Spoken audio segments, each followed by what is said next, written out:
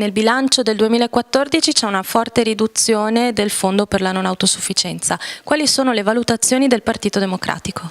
Sì, il fondo per la non autosufficienza nel 2014 passa da 721 milioni a 707, quindi 14 milioni di riduzione che vedranno anche una riduzione conseguente del valore delle impegnative, la cosiddetta quota sanitaria per ricoverare gli anziani nelle case di riposo, che verrà ridotta e quindi ci sarà un aumento delle spese per le famiglie.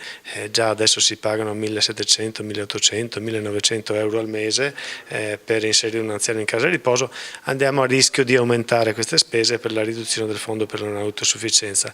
Allora noi chiediamo semplicemente di attivare la spending review nei confronti dei project financing, cioè di quegli ospedali costruiti in project, in modo tale che non ci sia la spending review per il fondo non autosufficienza, per le case di riposo, per i disabili, per la salute mentale, ma che ci sia nei contratti appunto di chi ha costruito gli ospedali, di chi ha attivato servizi per 25, per 30 anni e che ogni anno racimola dal 7 al 10% di interessi per gli investimenti portati avanti.